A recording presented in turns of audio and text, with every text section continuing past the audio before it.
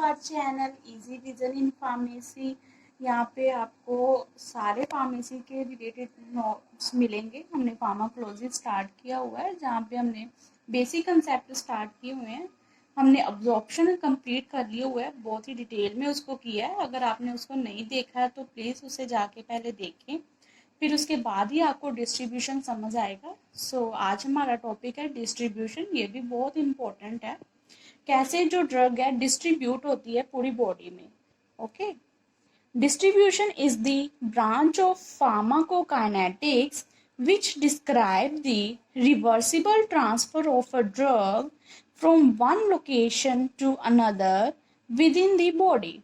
Distribution क्या होती है? डिस्ट्रीब्यूशन का मतलब क्या होता है? डिस्ट्रीब्यूट करना। ठीक है, तो उसी तरह हमने ड्रग को भी यहाँ पे डिस्ट्रीब्यूट करना है बॉडी में। तो ये फार्माकोकाइनेटिक्स की ब्रांच है।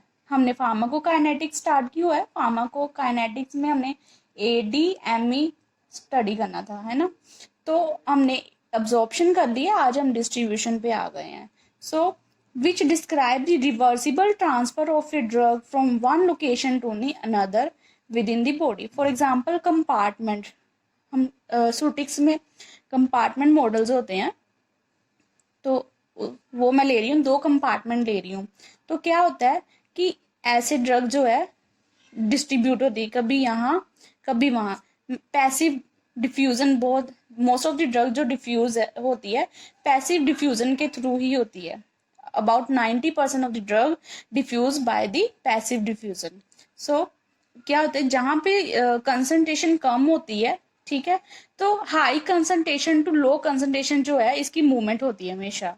तो उसी तरह, और ये रिवर्सिबल होती है। अगर मान लो कि यहाँ पे कंसंट्रेशन ज्यादा थी तो सारी ड्रग यहाँ जानी शुरू हो गई।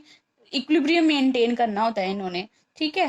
तो अगर यहाँ पे कंसंट्रेशन अब ज्यादा होने लगी और यहाँ पे कम होने लगी तो ये रिवर्सिबल है। यहाँ से फिर जो मूवमेंट है यहाँ आनी, एक कंपार्टमेंट पे आनी शुरू हो जाएगी। ये 2 हमारे कंपार्टमेंट की तरह एक्ट करते हैं।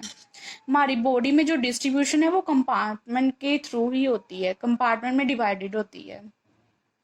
Once a drug enters into systemic circulation, it must be distributed into the blood. जब भी जो ड्रग है सिस्टमिक सर्कुलेशन में आ जाती है तो इसको डिस्ट्रीब्यूट होना होता है कहाँ पे?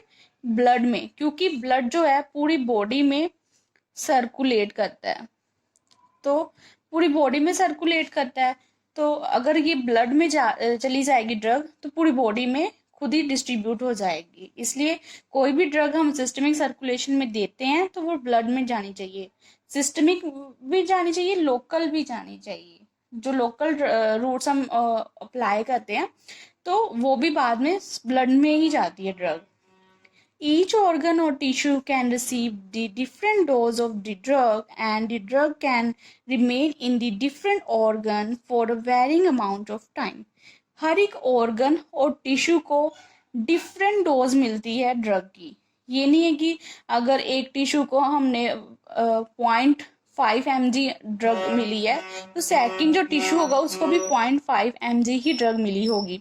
ये वेरी करता है कि कितनी अमाउंट मिलती है, डिफरेंट डोज मिलती है। और वो जो डोज है वहां तक डिफरेंट टाइम के लिए रहती है, ठीक है। इसको हम ये फिक्स नहीं है, कांस्टेंट नहीं है, ये वेरी करता है, ठीक है। अब कौन कौन से फैक्टर्स हैं जो डिस्ट्रीब्यूशन को अफेक्ट करते हैं?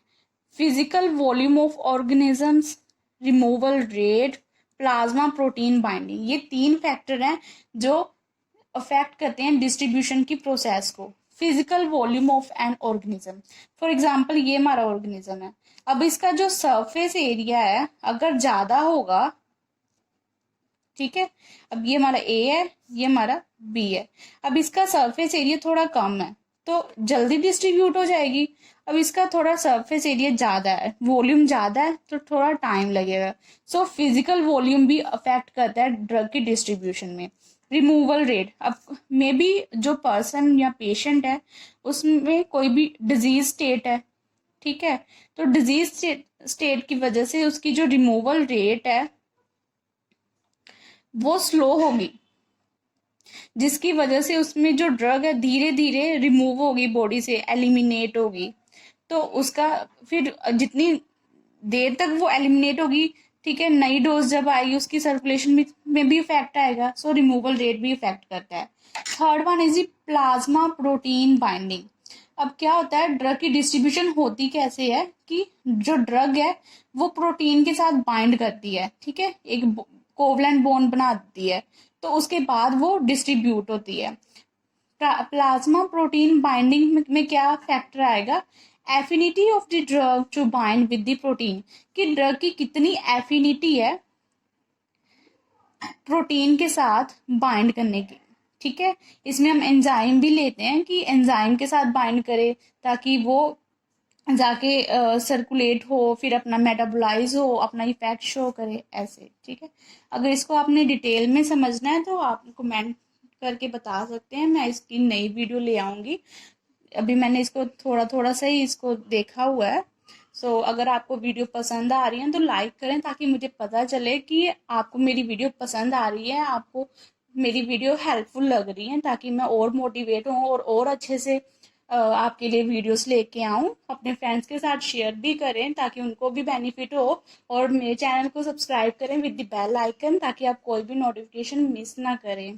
Thank you.